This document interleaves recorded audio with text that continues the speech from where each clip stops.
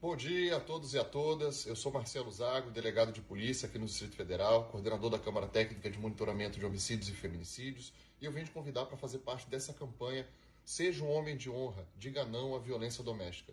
Como você pode ver, eu faço parte da campanha e aguardo você lutando comigo por essa pauta. Grande abraço, até mais. Hoje, mais um programa Saúde Mental e Justiça. Nós vamos estar falando hoje sobre psicologia e religião. Como a religião influencia a psicologia e como a psicologia influencia a religião. Nós estamos com a doutora Juliene, que é psicóloga do Laço Branco, com o pastor Paulo Ricardo Silva e com o Babá Tobi. Então, nós temos a religião cristã e a religião de matriz africana representados aqui. Doutora Juliene, por favor. Olá, boa tarde. Meu nome é Juliene Azevedo, sou mestre e doutora em psicologia, atuo no Laço Branco e estou aqui para contribuir hoje no podcast Saúde Mental e Psicologia. Doutor Paulo.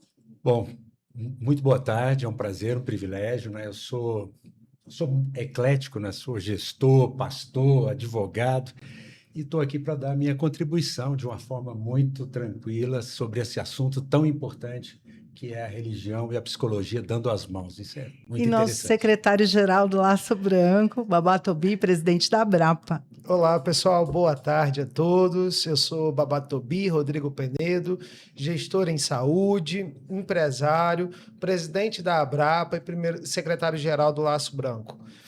Sou sacerdote de candomblé, na verdade não sou, estou sacerdote de candomblé e pretendo ficar até o fim da minha vida. Então, gente, o tema hoje é muito sensível, né, pastor Paulo? Como que a religião influencia na psique da pessoa? Como que a religião interfere, Rodrigo, na pessoa? Os sacerdotes, os líderes religiosos são capazes de manipular uma pessoa? Para mim, a pergunta, com certeza, eu penso que aonde você tem a possibilidade de uso e abuso de autoridade é de fato com o sacerdote, seja ele de qual religião ele for. Eu não estou dizendo que isso é uma regra, mas isso acontece, e quando acontece, na minha opinião, é o pior tipo de abuso que pode existir, porque a pessoa goza de informações privilegiadas, assim como o psicólogo goza de informações privilegiadas. Então, não adianta a gente tampar o sol com a peneira, isso infelizmente acontece. E doutora Juliene, às vezes a pessoa vai para uma denominação religiosa e ela fica tão obcecada por aquilo, porque é a tábua de salvação, não é, senhor Rodrigo? A pessoa nunca vai para um templo religioso sem ter nenhum problema, ela está precisando de uma salvação, de uma ajuda. Vai por uma necessidade. Exatamente. Tá? Né? Então, assim, como fazer para centrar aquela pessoa, ela entender que ela tem que ter o espaço dela, religioso sim, que às vezes a religião não é tudo na vida dela, que ela tem várias gavetinhas na vida dela. Como isso funciona? Bom, como você falou, nós temos várias gavetas: financeira, relacionamento, religião, profissão. A religião, ela pode vir a ter um papel fundamental na vida daquela pessoa em determinados momentos. Mas, por vezes, ela não tem aquela racionalidade, ou ela não consegue, naquele momento, aquele cognitivo dela, ela diferenciar dos outros papéis da vida. Então, a religião acaba tendo um papel central e onde ela confunde o papel do sacerdote como salvador dela, e não como outro ser independente da religião. Então, ela não tem esse racional e ela acaba trazendo isso para o centro, a racionalidade dela fica diminuída e ela fica totalmente no emocional. E aí mora o perigo, né? Porque ele não é a tábua de salvação, independente da religião. E ela acaba confundindo. Então, a qualquer erro desse sacerdote ou a qualquer erro dessa religião, aquela pessoa ela pode sucumbir num surto, né? E aí mora o perigo, né? E aí são as violências, violência psicológica, violência das mais diversas formas que a gente tem visto patrimonial. A gente tem visto isso dentro do Laço Branco, né? Muito. E quando essa manipulação ela externiza por uma vivência da própria pessoa. Quero dizer isso num exemplo clássico, tá, doutora Patrícia? Eu tenho 2 membros na mesma unidade religiosa, ali no mesmo EBE, na mesma comunidade religiosa, onde eles são casados, tá? E o marido é extremamente agressivo com a esposa. A esposa, muitas vezes, ela procura o sacerdote para se aconselhar com o sacerdote, beleza? Para entender que ponto passa a espiritualidade ou a religiosidade, a que ponto isso está influenciando dentro da vida dela. E o sacerdote passa o pano sobre isso, sabe? Ele manipula de uma tal maneira que o casamento é primordial, que a união é primordial, que ela precisa que os deuses ou Deus ou os orixás, independente da energia que seja referenciada, ele vai mudar essa situação na vida da pessoa.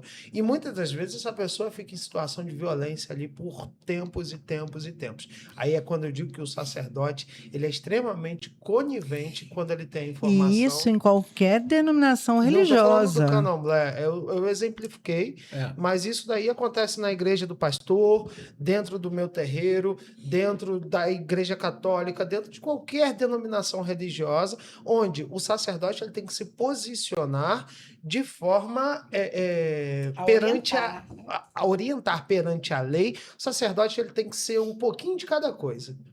O sacerdote ele tem que ser um pouquinho de cada coisa, um pouquinho de psicólogo, um pouquinho de advogado, um pouquinho de pedagogo, um pouquinho de... Ele tem que ter um conhecimento amplo, abrangente, para que possa direcionar essas pessoas ao melhor caminho. Porque o melhor caminho sempre, nesses casos, é uma denúncia formal, é uma medida protetiva, é o que tiver que ser. Independente se os dois frequentam a mesma denominação religiosa, sabe? E hoje a gente assiste muitas situações de vítimas, principalmente mulheres, tá? Vivendo em relacionamento por conta da religiosidade, seja de matriz africana ou seja da denominação do pastor. Porque eu estava até pensando outro dia, pastor Paulo, assim, no candomblé nós temos a figura de Obá, que tirou a própria orelha por amor a Xangô. Certo. Né? E na religião cristã, nós temos que a mulher sábia edifica seu lar. Então, em algumas igrejas, essa mulher sábia, ela tem que aguentar de tudo. Quer dizer, tirar a própria orelha, como Obá fez, por amor, né? A mulher sábia denuncia. Na verdade, a gente tem que entender o seguinte: tudo bem, em primeiro lugar, a Bíblia interpreta a Bíblia. E você não pode ler textos fora do contexto, isolados. Esse texto que você mencionou é de Provérbios 31, realmente tem uma mulher sábia, uma mulher que administrava bem o lar, tinha uma cultura, tinha uma sociologia na qual ela estava inserida. E você vai ver textos mais novos, textos do Novo Testamento, onde você vai ver a mudança desses papéis. E Paulo, que a gente estava conversando aqui um pouquinho, eu sou assim, não é porque meu nome é Paulo, Ricardo, né? Que eu não. Eu sou muito fã de Paulo porque ele realmente dá conselhos muito práticos. 1 Coríntios 7:10, ele fala exatamente isso. Se há uma violência, que se separe. Se não antes de uma separação, muitas vezes, é uma medida protetiva. Então, com violência você não se brinca. E o pastor, tomando ciência disso, ele não pode espiritualizar aquilo que não deve ser espiritualizado. Algumas pessoas, você vai orar pelo seu marido. Já vi essas igrejas assim que acham que tudo é espiritual. Que faz o gabinete e aí... Não, você vai orar. Oração sempre, mas a oração junto com a ação. E um abusador, uma pessoa que tem um problema nessa área, ele precisa ser tratado por um profissional, seja um psiquiatra, um psicólogo ou pela polícia. Eu acho que não há como a gente fugir disso. Até porque o que vem a ser sábio, né? Então, assim, na psicologia, a questão da sabedoria, ela tem a ver com o cognitivo e com o emocional. Né? Se a gente pegar, por exemplo, a teoria de Aaron Beck, que é o mentor da TCC, a gente tem uma situação, a agressão, que gera um pensamento, que gera um comportamento. Então, esse pensamento é o quê? Dependendo do lugar que essa mulher está, de ser vítima dessa agressão, qual é o comportamento dela?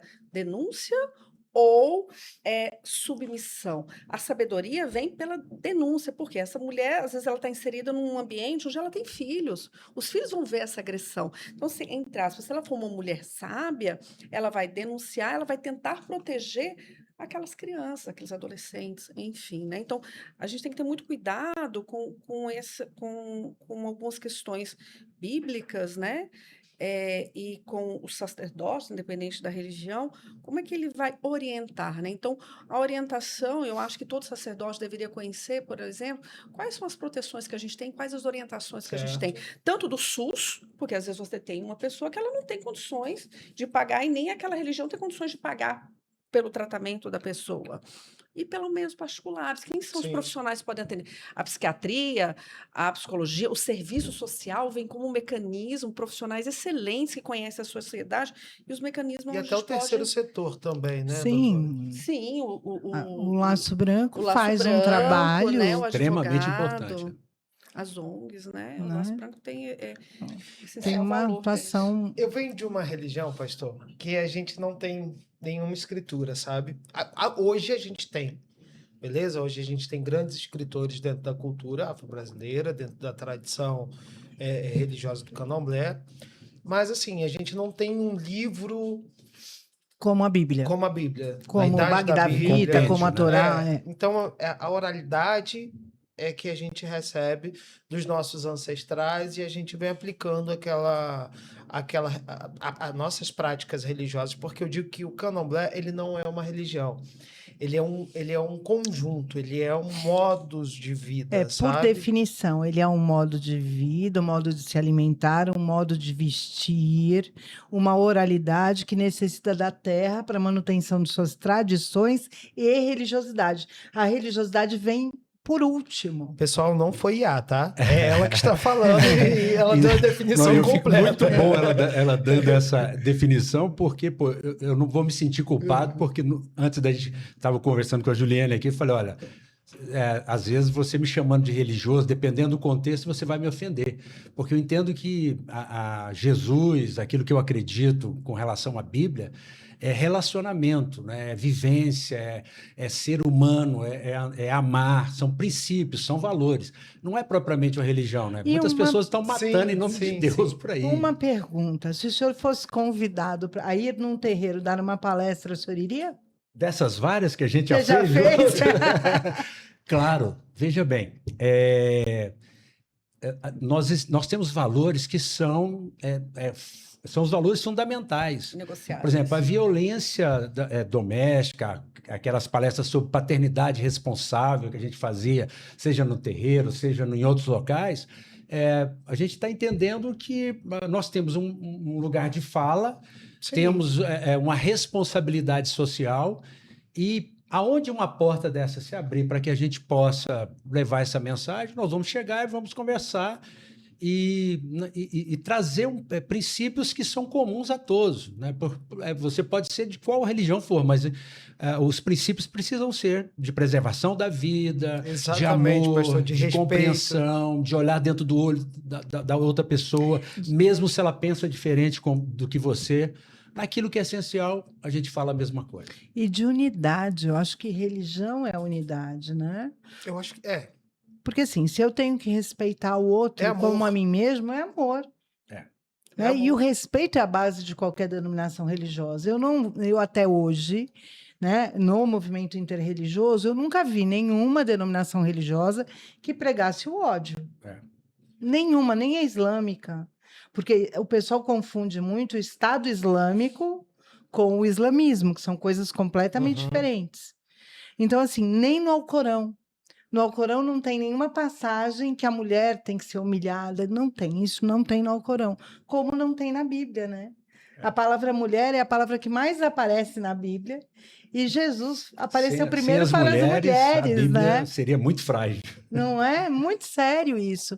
Agora, eu assisti um filme esse final de semana, que é Os Arautos do Evangelho, Escravos da Fé. E relata uma série de abusos. Como a gente sabe que em todas as denominações, essa é uma denominação católica, mas em todas as denominações nós temos casos de abuso. A gente tem pastor que está cumprindo pena, zelador de orixá cumprindo pena, e assim sucessivamente. Como coibir esse tipo de abuso dentro dos espaços religiosos? Primeira coisa é não ter a certeza de que isso pode acontecer. Eu não acredito, assim, pelas estatísticas que eu tenho, que dentro de um meio cristão, evangélico, seja onde você tenha um nível maior de violência, mas existe. Você normalmente vê essa violência onde você está ligado a álcool, a bebida, a ambientes que tenha outros problemas que estão periféricos. Mas isso acontece. Porque, no geral, o evangelho ele preserva a vida, ele é a favor da vida, é a favor de você amar o seu próximo, de você amar, dar a vida por ele, né? Inclusive pelo seu cônjuge. Né? Então, esses são os valores.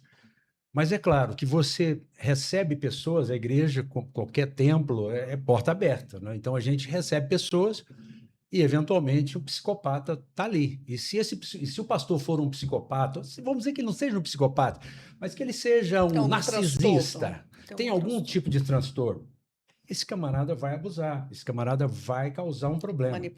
Vai manipular, entendeu?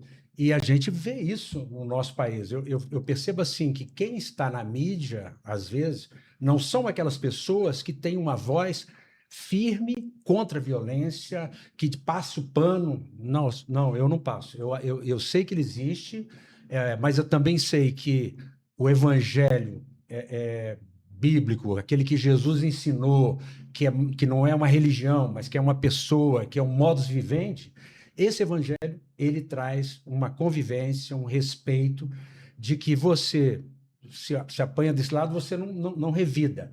Não estou aqui falando que a mulher tem que apanhar, não me interpretem mal. Pelo contrário, não se bate em mulher. Meu pai me ensinava isso, criado lá na roça, nem com a flor. Então, a gente não faz isso. Mas isso acontece e a igreja precisa estar aberta a isso e precisa ter mecanismos para isso e usar os mecanismos do Estado.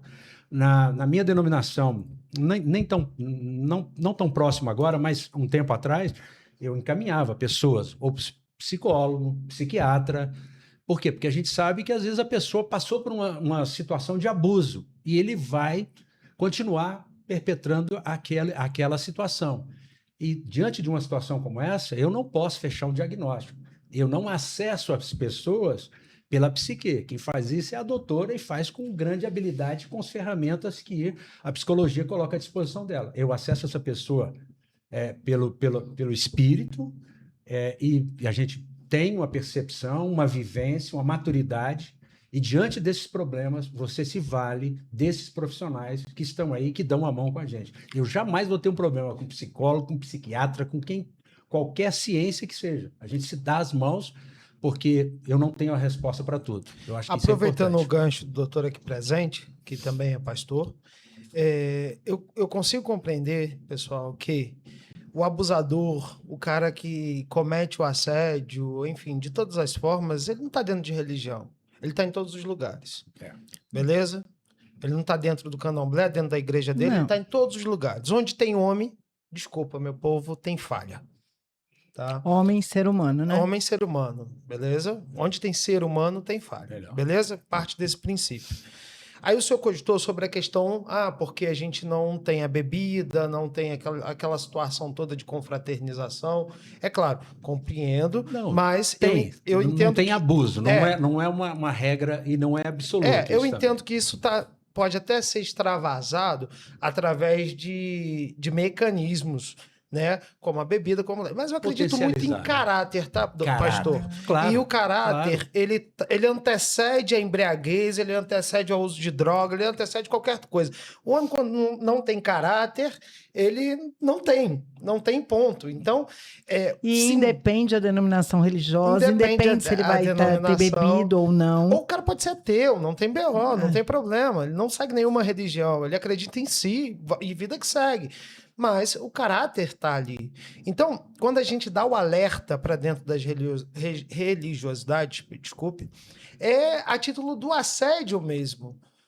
Do assédio perante aos fiéis, do assédio perante aos filhos daquele templo religioso. Não deem espaço para isso. Pode ser sacerdote, pode ser ministro, pode ser o papa. Não deem espaço para isso. Até porque não existe só o assédio sexual ou a violência sexual. Moral, financeiro e diversos outros. Material, psicológico. Né? Assim, mas, ao meu ver, se eu estiver errada, me corrija, na minha experiência, o dano àquela pessoa, o dano psicológico Enorme. àquela pessoa, quando é no meio religioso, ele é muito maior. Parece que a dor, a marca que fica é gigantesca, É né? porque aquela pessoa, ela entrega, entre aspas, a vida dela, né? Aquela religião, aquela fé, e ela vê o sacerdote como um tábua de salvação. Exato. Mas a religião, a gente vendo pela questão da saúde mental, ela é um fator protetivo, né? Então, quando, por exemplo, eu vou falar de risco de autoextermínio, de proteção de saúde mental, a gente tem a espiritualidade como um fator protetivo. Ele é importante, mas você tem que ter a sua racionalidade, seu cognitivo preservado, porque você vai ter, por exemplo, uma situação que, por exemplo, de assédio psicológico, por exemplo, você fala, não, peraí, essa pessoa ultrapassou o limite dela. Porque você tem o seu racional preservado. Você não tem aquele sacerdote com uma tábua da sua salvação. Ele é vamos dizer, um mediador entre Uhum, você e aquilo que você está acreditando, uhum. né? Então a gente tem que ter muito cuidado. E o sacerdote, quando ele vislumbra essa pessoa, ela está me vendo como tábua de salvação. Ela está por um caminho que não é saudável, né? É encaminhar ela. Encaminhar para a psiquiatria, para a psicologia, para os meios que Exatamente. atuem como tratamento para aquela pessoa. E existem transtornos mentais, como a esquizofrenia, onde a gente tem a quebra do eu, que a pessoa ela não faz isso porque ela quer, mas por uma doença. E aí, realmente, ela não vai ter a racionalidade dela. E aí ela vai precisar, talvez, até de internação. Quando começa a comparar o pastor com Deus, eu com o orixá, Já. sabe? Que a minha palavra é a palavra direta do orixá. Não, gente, eu cometo falhas, erros. Eu sou humano. Eu sou humano, tá? Sou uma pessoa normal, sabe? Sim, Mas eu vou dizer uma coisa pro pastor, que provavelmente ele sente da mesma dor que eu.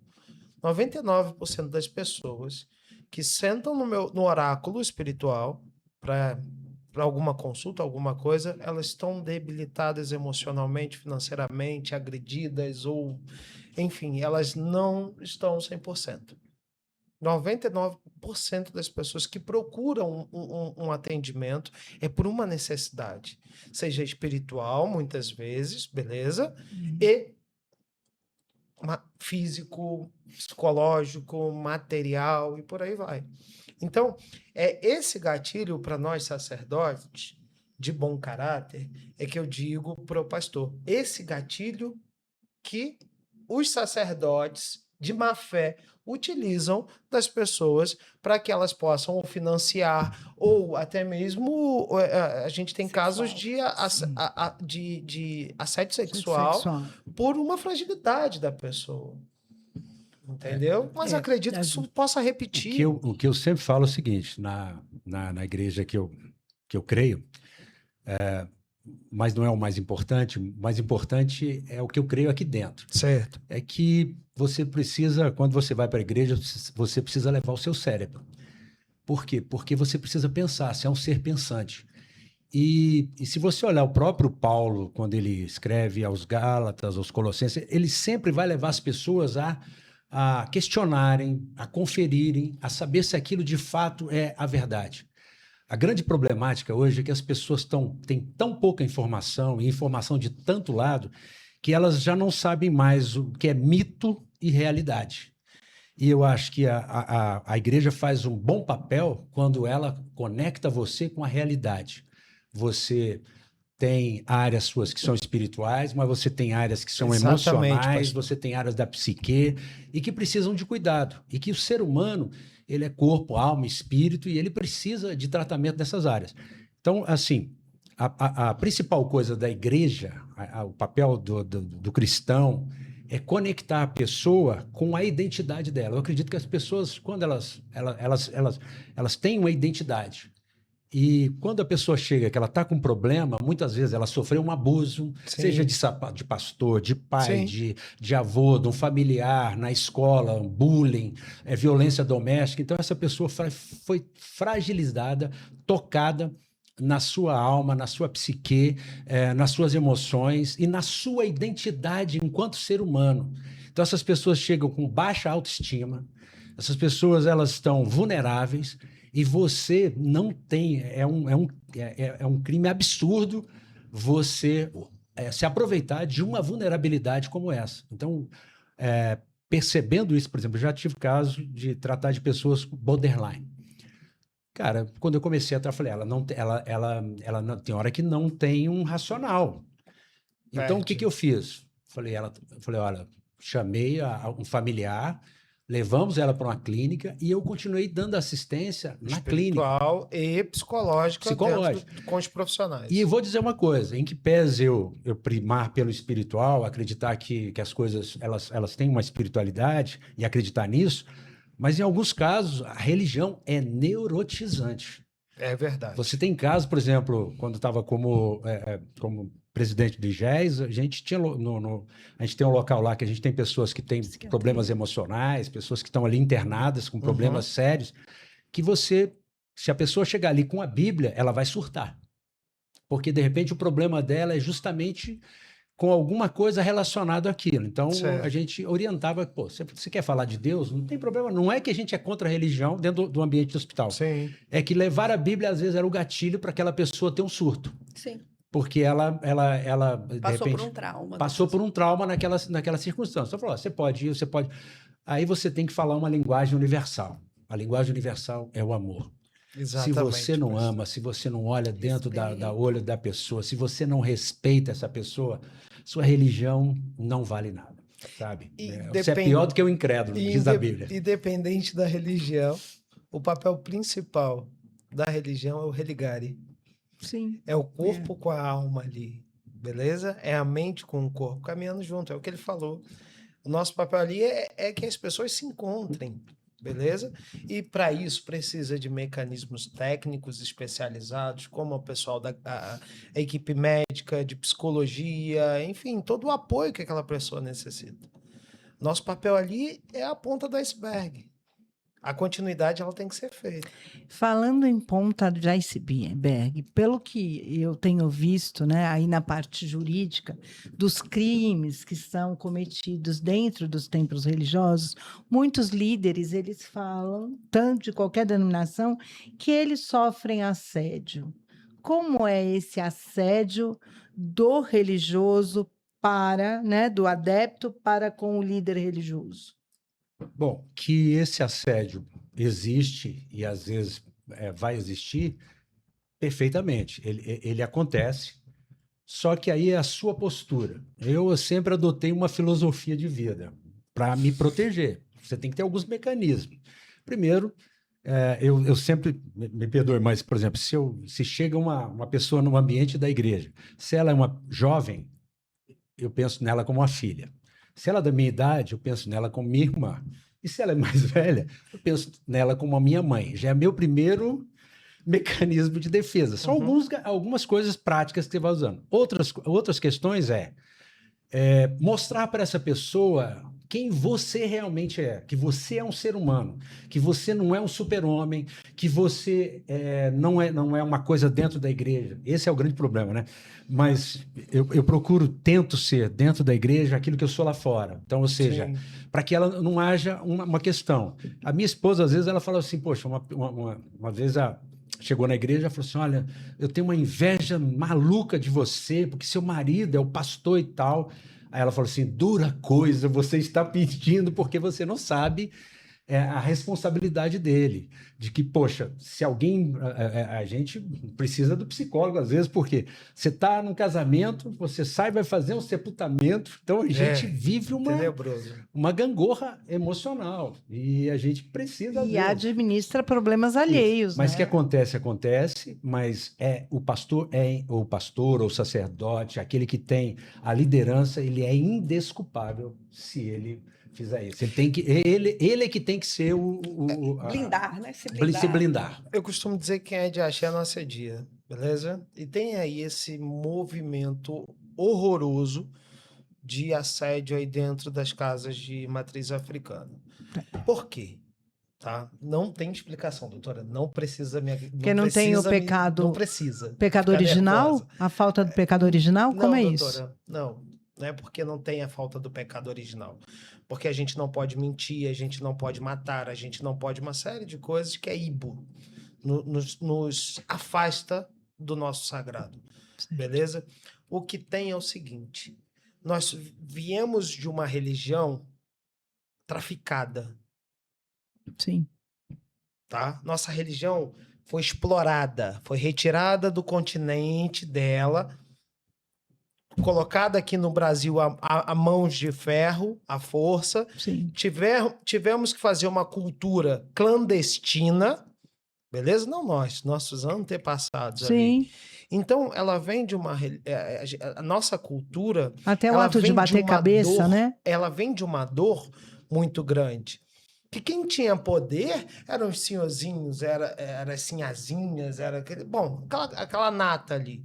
Então, isso foi introduzido dentro da religiosidade como com a Eurocentrismo? Com Com o com o eurocentrismo. eurocentrismo da religião, Sim. beleza? Esquecendo a cosmogonia africana e a Exatamente. diáspora. Isso foi através da colonização, tá? E aí o nosso candomblé, ele realmente exige de uma certa hierarquia, tá? Mas essa hierarquia, ela não pode ultrapassar os limites do respeito humano. Beleza? Gente, alguém que é militar? O senhor já foi militar? Eu já fui. A senhora já foi militar? Não existe hierarquia? Existe. Mas pode ser ultrapassado o limite do respeito humano? Não. É a mesma coisa a tendência do candomblé. A tendência não. O O protocolo protocolo do candomblé. candomblé. Tem que existir a hierarquia, mas a gente não pode ultrapassar a linha tênue do respeito ali mútuo. Deixa eu falar agora uma coisa, só para trazer um debate. Sigmund Freud, ele traz um termo chamado transferência. Então, o sacerdote, o psicólogo, o médico, o advogado, quando chega alguém fragilizado, ele não vê aquela pessoa como a doutora Patrícia, como o pastor Paulo, como o sacerdote Babatobi. Ela vê aquela pessoa como um Deus. Isso é o problema. E ela não conhece as fragilidades da Patrícia. Uhum. Ela só vê aquela pessoa como a tábua de salvação. Então, eu tenho esse mecanismo chamado defesa, chama transferência. Né? E o sacerdote, o psicólogo, ele pode também ter, e chama contra-transferência. Isso já aconteceu. Eu tive um momento onde eu tenho um filho transplantado, onde eu estava num ambiente hospitalar com um psicólogo hospitalar militar, onde eu tinha um bebezinho com 11 fraturas, vítima de uma violência doméstica, onde, quando eu vi, parecia com meu filho. Eu não consegui tratar aquela criança, Sim. aquela família, porque eu tive uma contra-transferência. Eu ia pegar aquela criança como se fosse meu filho, eu ia com unhas e dentes, e não ia conseguir fazer meu trabalho como psicólogo hospitalar, né? Então, a gente tem que ter muito cuidado quando a gente percebe que aquele paciente está tendo uma transferência com você. Né, de você colocar aquela pessoa no lugar dela. Peraí um pouquinho, eu sou sua psicóloga, meu nome é Juliene, e eu sou ser humano. Então, a gente trazer sempre essa pessoa para a racionalidade dela, né? Para trazer... Porque, às vezes, pode ser até um transtorno mesmo, como o borderline. O borderline, a característica do borderline é a dramatização, é estar totalmente no emocional, né? É uma das grandes características do borderline, é essa. Por exemplo, tem uma coisa também que a gente tem que... a gente estava começando a conversar aqui no início, porque, veja bem, a pedra de toque da psicologia é a psique, é a bios humana. Exato. Quando nós falamos no espírito, Jesus diz assim, o ladrão vem somente para matar, roubar e destruir, eu vim para que tenham vida e a tenham em abundância. A palavra vida, no grego, é zoe, que significa dizer o seguinte, Jesus diz assim, olha, eu vim para dar a minha própria vida para vocês. Então, Jesus, ele nos acessa pelo nosso espírito. E, através do nosso espírito, ele alcança a nossa alma, o nosso corpo, e isso tem que trazer um bem-estar a cada um de nós. Se eu quiser fazer o papel do psicólogo ou do psiquiatra, eu vou estar correndo um risco desnecessário. Por exemplo, vou dar um exemplo bem prático. Cuidar de um filho. Você é pastor, você vai cuidar do seu filho. O que vai acontecer? Uma codependência. Você vai se envolver tanto emocionalmente naquilo que daqui a pouco você vai ter um problema. E eu estou falando de camarote. Você me conhece. Conheço. Então, assim, eu não fico aqui floreando. Eu sei que isso não dá certo.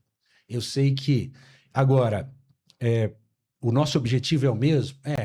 Eu jamais vou ter essa idiotice que a gente está vendo aí da mídia, de um querendo ocupar o lugar do outro.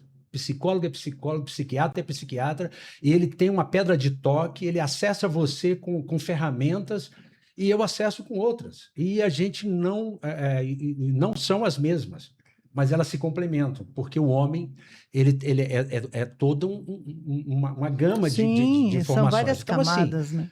a gente está aqui dando as mãos. Eu achei lindo esse fato da gente estar aqui com a psicóloga, Religião- doutora. Religião, Entendeu? ciência, É, política, tem que dar que dar as mãos. É prova a todos nós. Cara, É olha, necessário. nós estamos Ser vivendo humano. uma geração doente emocional. Depois da Não pandemia, fala, isso se verdade. agravou de uma forma absurda. E aí diz lá o Augusto Cury, nos livros dele, fala assim, olha, que jamais você vai ouvir um psicólogo, um psiquiatra e um pastor, se tiver juízo na cabeça, dizer o seguinte: vinde a mim, vós todos que estáis cansados e sobrecarregados, e eu vos aliviarei. Somente Jesus fez isso. Nós não somos, nós dependemos um do outro. A minha bênção é quando eu estou com ela, quando eu dou a mão para ela, e aí a gente se ajuda. E isso é importante. Cada um na sua caixinha. Cada um na sua não caixinha. Seu importa, conhecimento, não né? importa. E com seu Entendeu? E a respeito gente constrói. mútuo e falar, olha, nós temos um objetivo em comum, né? Nós vamos o quê? Vamos combater a violência intrafamiliar. Ela existe em todas as denominações, é algo democrático. E por que não juntos, Sim. matriz africana, religião cristã, todos que têm liderança e que têm acesso a pessoas, combaterem juntos isso?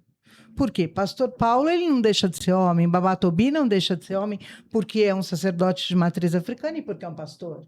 São homens iguais que vão caminhar... Homens de honra. Homens de honra, Ainda exatamente, bem. homens de honra. Bem lembrado. Né? Que vão estar da sua maneira, na sua liderança, levando a não violência. E isso é importante. E por que eles não podem estar sentados no mesmo dispositivo para falar sobre o mesmo tema? Isso é extremamente necessário. E, em vez de ficarem se degladiando, né? Um arrumar crítica para a denominação do outro, o que vocês têm em comum? Não é o amor ao próximo? E ponto. E ponto. Então, pelo amor ao próximo, vamos levar a não violência.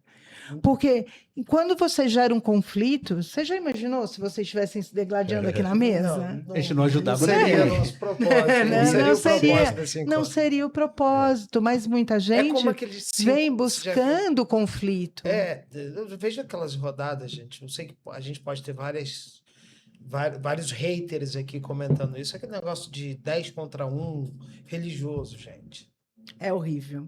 Religioso. Não tem ganho Patrícia. nenhum pra ninguém. Eu acho que não constrói Qual é o nada. ganho disso? Eu acho que não constrói Colocar nada. um sacerdote, um pastor contra não sei quantos espíritas. Aí coloca um sacerdote do candomblé contra não sei quantos Não pastores. tem porquê, Qual é o gente. ganho que eu vou não ter tem disso? ganho. Sabe por que isso não dá certo? Porque, veja bem, cada um tem a sua pedra de toque. Eu acho que o chama ganho é pedra de like, toque? tá, doutor? Ô, pastor? É like, é. Por que é pedra de toque? É o seu fundamento, entendeu? Sim. E você está nesse fundamento. E uma das coisas que eu gosto é o seguinte: eu não tenho dificuldade nenhuma com Patrícia, nem com nenhum de vocês aqui. Por quê? Porque nós não somos pré-conceituosos. Ou seja, nós não temos conceitos pré-estabelecidos. E se você não e fechados. conhece, pergunta. Exatamente. Quer saber como é? Pergunta. Exatamente, E, ponto. e eu já passei da idade de ficar, de dizer que eu estou certo e provar que eu estou certo. A gente troca ideias. Nós estamos no campo das ideias. Exato. E nós Campo queremos das uma ideias. coisa: construir um mundo E melhor. eu acho que todo mundo cresce trocando ideia, conhecendo. Eu acho assim, se eu não conheço algo da sua denominação, eu vou perguntar como é que funciona. Claro, e eu vou te responder como com o é maior que carinho. funciona, Assim como e- eu vou perguntar para você. E sucessivamente, não tem porquê. Porque a gente teme, na verdade, eu acho que os ataques vêm do temor do que eu não conheço, né? Porque eu só vou ter ódio do que eu não É o conheço. julgamento, né? Porque se Patrícia? eu conheço e não faz bem para mim, tudo bem, mas eu conheço a opinião do outro, eu vou respeitar. Uhum. Mas eu não vou fazer um discurso de ódio, né? Porque a violência, ela começa no discurso de ódio.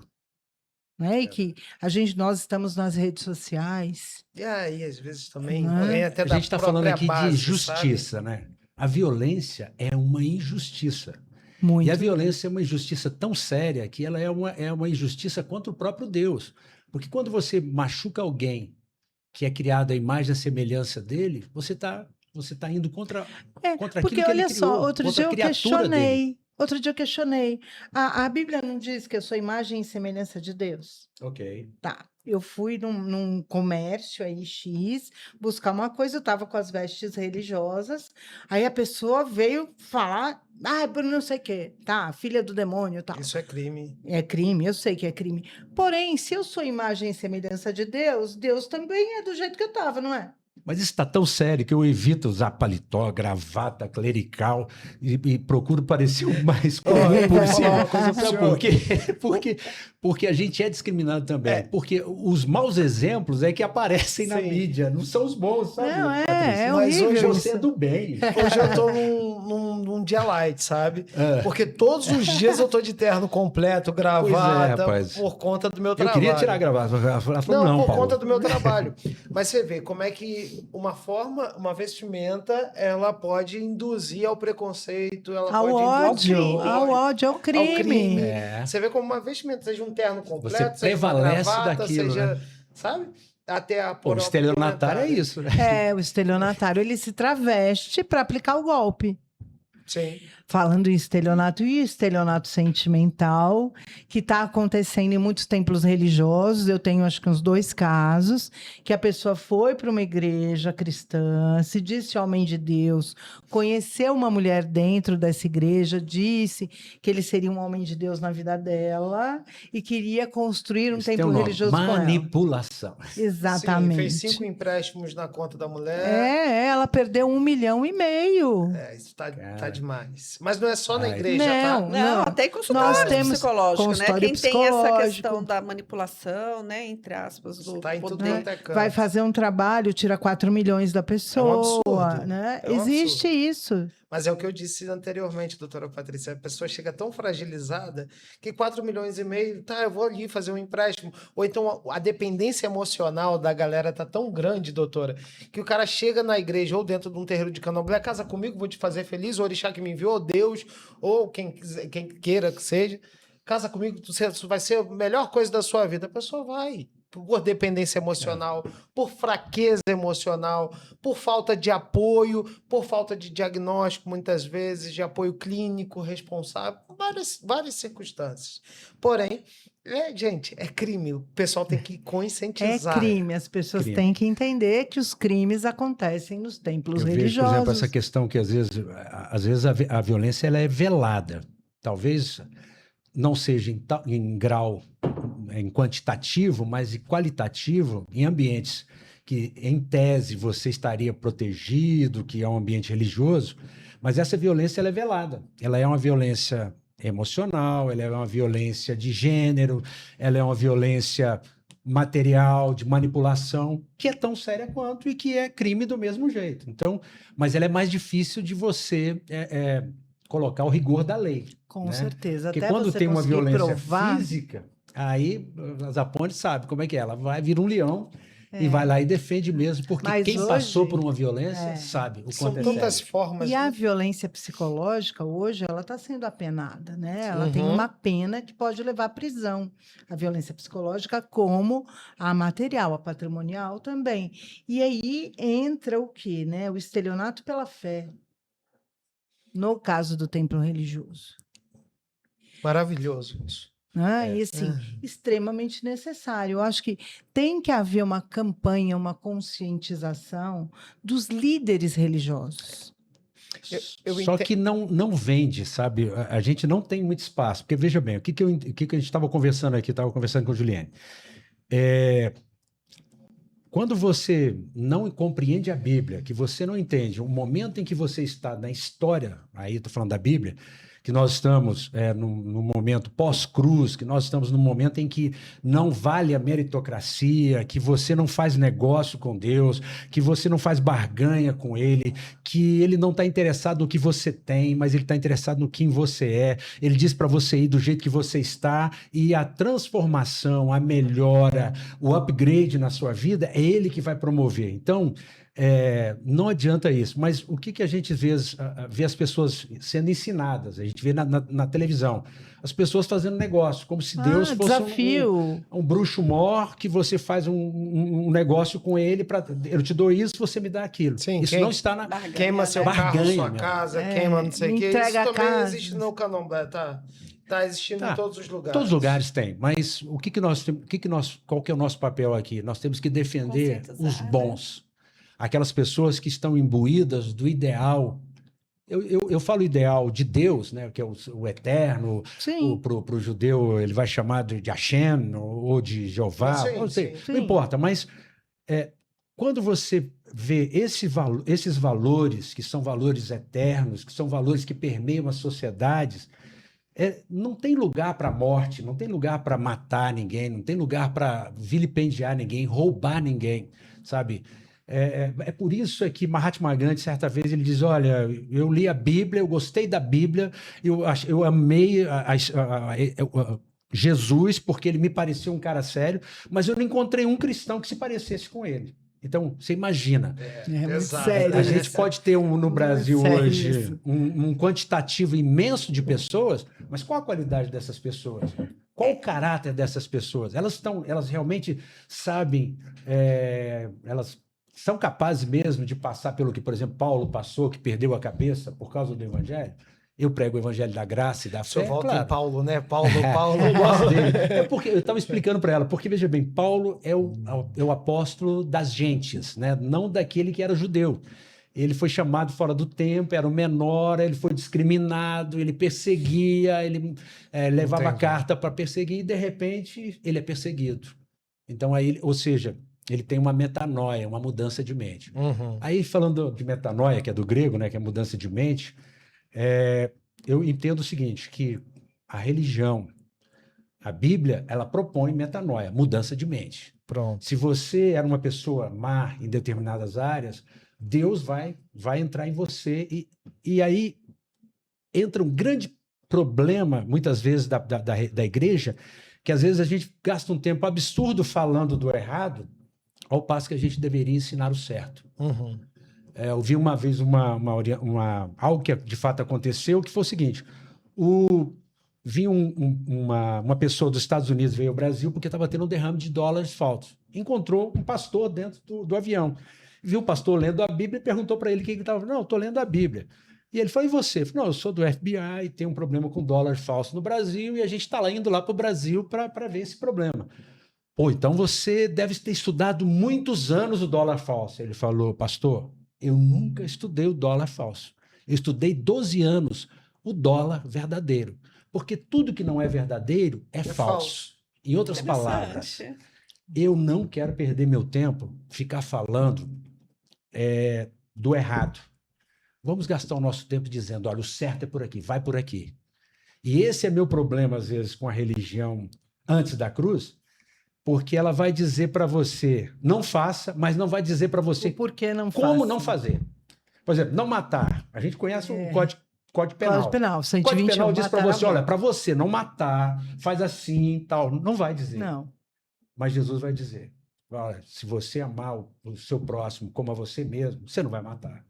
Se você entender, se vocês me amarem como eu amei vocês, vocês não vão fazer isso. Você não vai bater na sua esposa, você não vai praticar violência. Ao contrário, você vai amar, você vai ajudar, você vai dar a sua vida. Então, assim, eu não tenho problema nenhum, não acho que existe machismo na Bíblia, porque não tem que existir mesmo, até porque quando você estuda o original, a mulher não foi tirada da costela do homem, ela foi tirada do lado.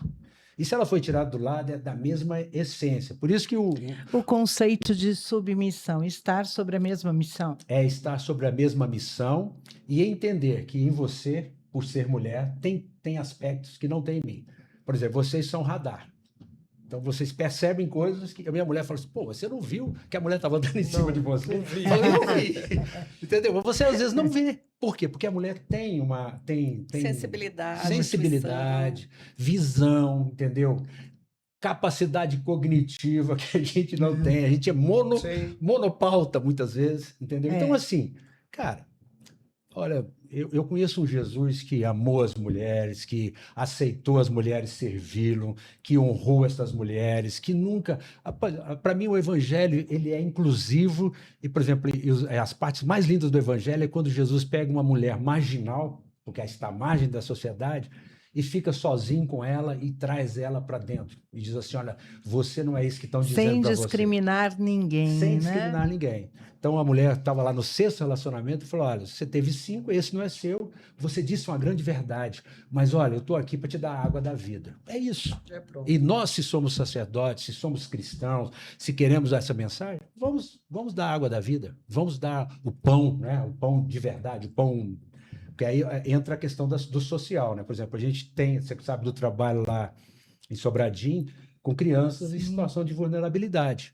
Porque a gente recebe muitas crianças lá que sofreram abuso dentro da casa, do parente, do tio, do avô. Dos Sim. pais. A gente hoje... E aí, o Conselho Tutelar encaminha essas crianças para que a gente possa fazer um trabalho psicológico. A gente tem lá... Fica aí o convite para conhecerem. Vamos Acho lá. que isso é importante. E uma pergunta. Para se tornar um líder religioso de matriz africana, o que precisa? E para se Boa. tornar pastor, o que precisa? Boa. Para se tornar líder religioso dentro de matriz africana, você tem que cumprir um tempo, um rito de passagem dentro da religiosidade, beleza? Cumprir suas obrigações e o chamado, principalmente. Esse chamado é vindo através de oráculo, beleza? Do próprio sacerdote. Não existe graduação em teologia, não existe nenhum nível superior exigido para que se torne um líder religioso. Então, por ser uma religião oral, é a vivência É a dela que te vivência traz. durante 7 anos, no mínimo, beleza? Após a sua obrigação de 7 anos, o seu completar dos seus 7 anos, é verificado no jogo ali se você tem caminho para sacerdote. Aí, se você tiver caminho para sacerdote, você vai trilhar esse caminho e abrir seu EBE, sua comunidade espiritual e por aí vai. Certo. E para ser pastor? Veja bem, no Brasil você tem tudo. A religião evangélica no Brasil, ela é nova, se você considerar de onde ela veio. Uhum. Ela é muito nova. Então, você tem no Brasil o que a gente chama do pastor prático, que é aquele que, como ele falou ali, que tem uma experiência, que aprendeu a Bíblia e que começa a fazer os seus prosélitos. Isso não é exclusividade do evangélico, não, porque o judeu também é assim. Se tiver 10 seguidores, ele tem um mínimo que a lei exige e ele faz isso. Mas isso é um problema, porque, veja bem, eu não vejo isso como um problema dele não ter feito uma faculdade teológica e tal. Não é o maior problema, não. O maior problema é que essa pessoa, estando em algumas denominações como essa, ela falou, se ele for em todas as reuniões, se ele disser sempre sim para o pastor, para o líder, para a liderança, se ele for dizimista fiel, se ele for aquela coisa, ele passa naquele crivo e ele se torna um sacerdote e às vezes ele é um canalha. Então esse é o problema. Aí você vai para um outro caso, que é, como o meu caso, você faz um seminário, você faz uma pós-graduação. Eu sou pós-graduado em História do Cristianismo Antigo pela UNB, não é nem pelo seminário, mas eu fiz o seminário. E com tudo isso, necessariamente isso não muda o meu caráter, porque eu posso receber o conhecimento. É normal hoje você ver na Europa pastores que o Estado é empregado do Estado. Na Alemanha, por exemplo, você tem lugares assim, que ele é empregado do Estado, ele conhece a Bíblia toda, ele prega a Bíblia direitinho, mas ele não acredita em nada daquilo. Então, esse evangelho, essa Bíblia não penetra nele. Não faz sentido para ele. Então, o que eu defendo é que, olha, eu sou a favor de todo mundo ter acesso à Bíblia, né? Porque houve uma época que não se podia ter, né? Era só em latim e tal. E não estou aqui falando mal da religião de ninguém, porque não me interessa. Eu sou a favor de todo mundo ter acesso à Bíblia, mas interpretar a Bíblia não é uma tarefa porque daí simples. cai aquele erro, né? Tipo, Tirar o texto do contexto e arrumar um pretexto. Né? Exatamente. E às vezes o problema da pessoa é até de português, porque não sabe nem ler. Então, agora, a Bíblia se interpreta texto com contexto, você confere um texto com o outro. A Bíblia, no geral, 99,9% ela não se contradiz. E quando você tem uma contradição, ela é muito mais uma tradição gráfica, porque ela foi escrita em períodos diferentes. Então, assim, eu defendo que um pastor precisa ter uma preparação, eu entendo que uma formação em outra área ajuda também. Por exemplo, se ele é um psicólogo, pode ser ajudar. Se ele é um advogado, pode ser. Por quê? Porque ele vai lidar com a psique humana, ele vai lidar com pessoas. Tanto com é que seres a lei humanos. de Talião sai da Bíblia, né? Sai. dentro do contexto Antigo. antigo. Antigo. Se eu aplicar ela hoje, eu estou falando. Primeiro, é uma heresia. Entendeu? Por quê? Porque ela está lá na antiga aliança. Vamos falar o que é a lei de Talião. É olho por dente por dente. E Jesus vai dizer que isso não se aplica. Porque essa é a grande problemática. Aí que eu entro uma coisa. Tudo que eu leio na Bíblia, eu costumo fazer uma pergunta. Isso é antes da cruz ou depois da cruz? Antes de Jesus ou depois dele? Porque o que a gente precisa entender é que depois de Jesus, depois da cruz, não existe meritocracia. Você não tem nada de Deus porque você merece, ou deixa de ter porque você não merece. Você tem por causa de uma coisa chamada graça, que nós estávamos falando aqui, que não é a minha vizinha. É o favor imerecido.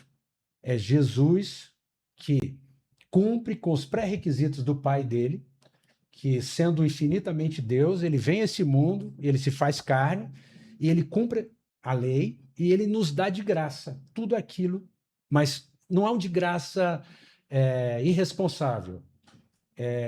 Eu Faça preciso a sua parte aceitar. que eu lhe ajudarei. Não é bíblico, não. É o seguinte, eu preciso aceitar o que ele fez. Eu preciso entregar o que eu não faço.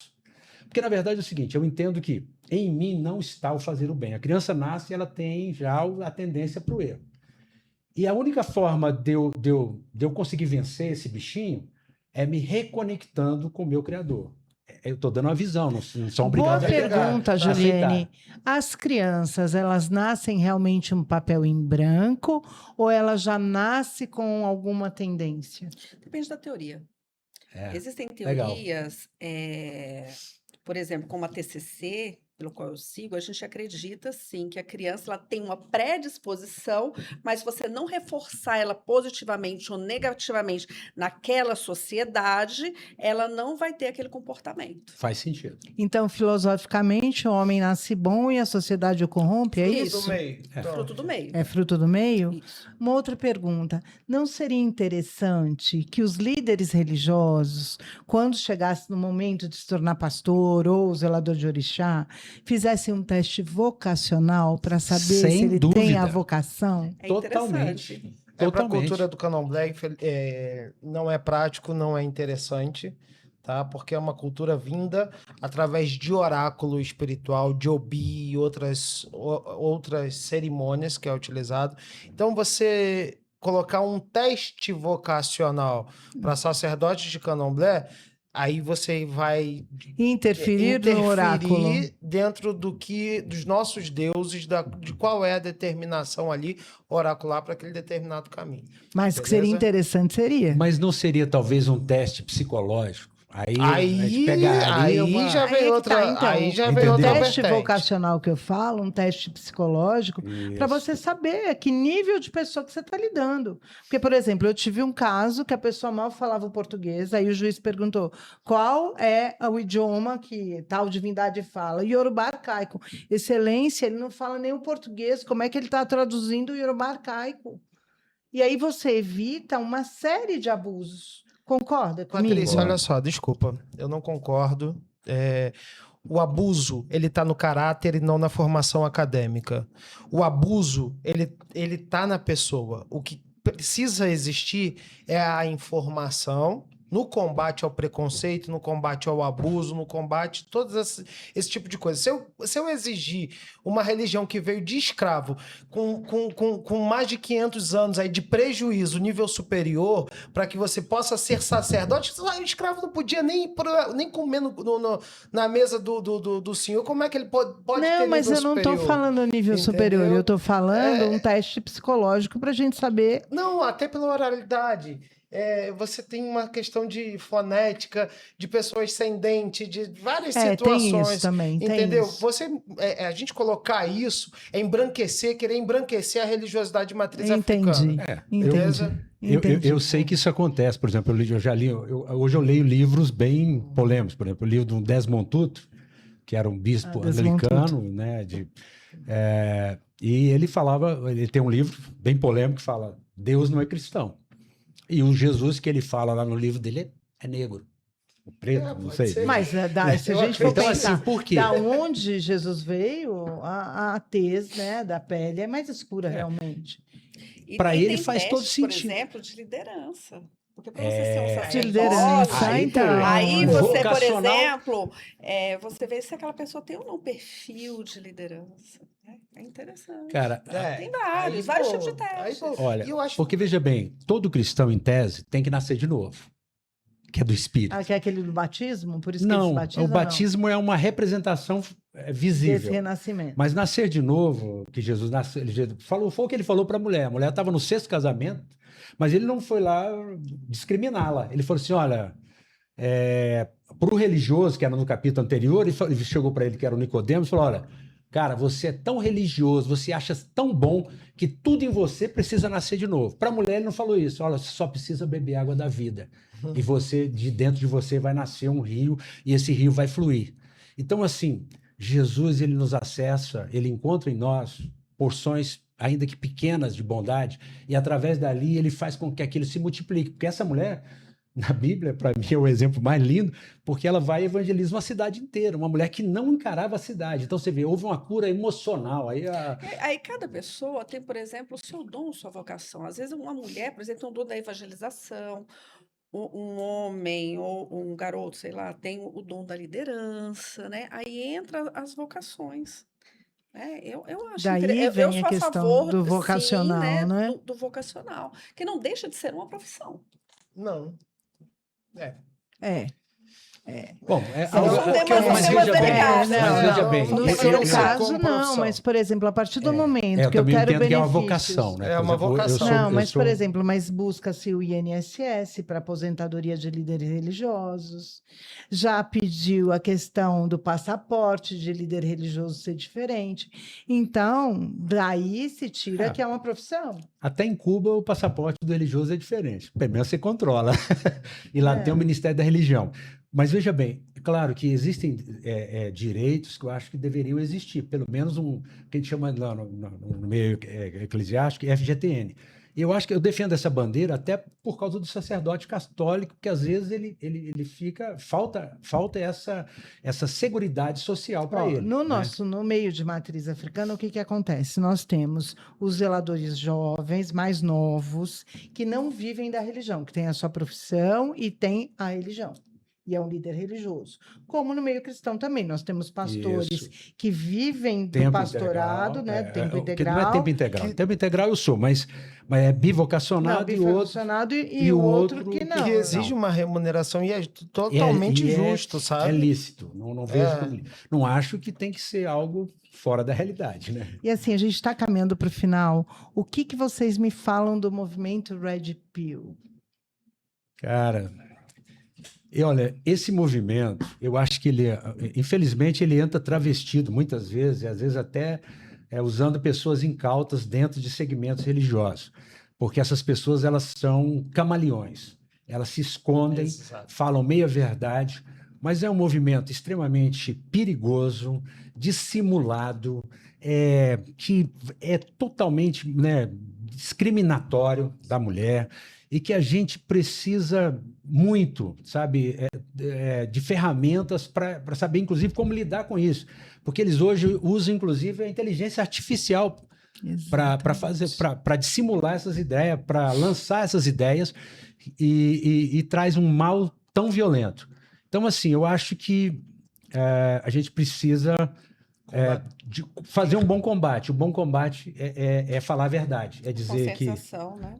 dizer, olha, não é assim. Deus não discriminou ninguém, as mulheres não são inferiores. Para Deus não há homem, não há mulher, não há grego, não há judeu, não há negro, todos somos dependentes da mesma fonte chamada Deus. E é assim que eu percebo. Então, nesse aspecto, eu penso assim: o problema é que a gente quer tirar o cisco que está no olho deles e às vezes tem uma trave no nosso olho. Então vamos tirar a trave que muitas vezes está dentro da própria igreja, para que a gente que não sejamos nós de uma maneira também, da mesma forma como eles, discriminatória, para que a gente possa ter autoridade de falar com eles e exercer uma resistência pacífica, claro, de ideias e fazer uma contra-ideia, como a nossa... E uma contra-ideia a gente pode fazer, inclusive, como o movimento Homem de Honra está querendo fazer nas Pronto, escolas, né? exatamente, Ensinando as nossas exatamente. crianças a como ser educado, respeitador. Acho que nesse sentido a gente também pode estar bom, cooperando. pode, claro. Educação, né? Mas é Falta tudo nesse informação, país, né? você resumiu, é informação. O combate está através da informação, da verdade, do acesso à informação a todos, né? E combater isso com um mecanismo, com dispositivos como orientação aos jovens, a galera que está lá nas escolas, enfim, levar a informação de modo geral, de forma abrangente, E aí uma conseguir combater. última provocação: o ensino confessional nas escolas, do ensino religioso. Acho tão subjetivo, porque isso é muito familiar, né? É assim, o que eu vejo? Quando eu matriculo meu filho, minha filha, Escola numa escola convencional. religiosa, confessional, por exemplo, numa escola metodista ou então numa escola católica, eu sei que aquela criança vai aquela receber o escola é ensino confessional. religioso. Agora, a partir do momento que eu pego as escolas públicas e eu venho com o ensino religioso, ou eu dou uma noção básica de todas as denominações, até porque o Estatuto da Criança e Adolescente diz que a criança e adolescente tem liberdade religiosa, que ela pode ter uma religião diferente dos seus pais, então eu teria que ser dado uma noção de todas as denominações religiosas, para aquela criança e não impor um ensino religioso de uma denominação só. Perfeito. O que você acha, Babá? Ai, Patrícia. É uma saia A justa. história foi muito mal contada, sabe? A história dentro das escolas, a história que eu recebi, ela Até foi porque a muito Lei mal 10.639 não acontece nas escolas também, né? a história foi muito mal contada. Então a gente recebeu a informação pela ótica do colonizador, beleza? A gente recebeu a informação muito deturpada. Então eu sou a favor do resgate, sim, indígena, afro, dentro das escolas. Isso precisa ser dito. O prisma deve mudar em relação a isso, só por uma questão de reparação. Olha, a gente precisa entender. O país é laico, a escola, em tese, também. Se ela não é confessional, então ela recebe pessoas de todos os segmentos. Uhum. Se for possível ter uma linguagem de princípios, de valores que são comuns a todas, tudo bem. E também a gente tem que pensar em idade, se a pessoa está qual é o cognitivo dessa criança, porque senão você cria uma confusão em vez de um direcionamento. Agora, princípios não. Princípios são cabíveis em qualquer lugar, Olha, o ateu não sai matando. Por que ele não sai matando? Porque ele tem conhecimento do bem e do mal. Ele sabe que isso não é legal. Sim. Então, assim, a escola pode ser ajudar-nos nessa questão da educação, da formação, de falar de valores, de princípios. Princípios são eternos, entendeu? Religiões são pessoais. Então, eu acho que se a gente conseguisse separar, eu acho que não teríamos problema, sabe? Mas o problema é o proselitismo. Esse é o problema. Porque, veja bem, eu já fui, eu tenho um cliente que é judeu ortodoxo. Ele falou, cara, eu fui numa reunião, fizeram a oração ecumênica, a oração do Pai Nosso. Para vocês que são cristãos, que são de matriz africana, que são de outras religiões, tranquilo. Mas para mim, que sou judeu, não. Porque ele está no Novo Testamento, e para mim o Novo Testamento é um livro apócrifo. Exatamente. Entendeu? Então ele falou assim, olha, você ali estava me colocando algo que não era. Então, talvez... eu não sabia disso, eu não fazia a menor ideia de que aquilo... Então, eu tenho um cuidado muito grande de não, como é que fala? Extrapolar limites com as pessoas. Eu vou até ser respeitoso, né? Ser respeitoso, acho que isso é importante. Mas totalmente contra, no sentido de princípios, não. Princípios eu acho que são interessantes. E qual é a opinião da psicologia dentro disso? Da psicologia. O Estado é laico. E a escolha da família é muito subjetiva, né? Então, acho que nesse sentido, se um pai escolhe, por exemplo, determinada escola, é porque ele tem certeza que vai receber aquela educação. Mas em relação às escolas públicas, não, é Estado laico, não tem que estar falando. Agora, acredito sim na questão de princípio, de educação. Hoje existem matérias, por exemplo, como inteligência emocional dentro das escolas, que estão sendo implementadas, que você trabalha com outras questões, mas não questão da religião. Babá. Pronto, quanto a isso eu já dei meu ponto de vista, continuo nele. Acho que precisa sim, a título de uma reparação histórica, tá? Mas sobre duas óticas aí que a gente foi esquecido ao longo do tempo. Bom, nós Beleza? estamos indo para o final do programa. Eu vou pedir para a Juliane fazer suas considerações finais. Eu adorei, né? Eu acho que foi muito rico para mim entender um pouco mais de cada religião aqui e essa formação correlacionando com a psicologia. Babá. Adorei, obrigado, satisfação conhecer, doutor. Doutor, a gente se encontra algumas vezes, doutora Zapone, estamos sempre juntos. É muito importante trazer a religião ao lado da ciência, ao lado da psique, ao lado do direito. É importantíssimo a informação, levar a informação para os seus telespectadores, para os seus seguidores. Parabenizo a senhora por isso. Paulo, meu amigo, Pronto, minha meu amiga. pastor. E nada te faltará. Não sou Deus, hein? Mas não sou Deus. Veja bem, é um prazer, um privilégio a gente poder estar num ambiente como esse, numa plataforma democrática, podemos debater ideias, agradecer a Deus porque a gente está num país que a gente tem liberdade de fazer isso, em alguns lugares a gente não pode fazer isso, não é tão ampla essa liberdade. Dizer que eu aprendo muito, aprendo com você, Juliane, e a gente precisa se dar as mãos, porque Fortalecer. a gente tem um mundo com mais de 8 bilhões de pessoas. Quantas E religiões? esse mundo não precisa de religião.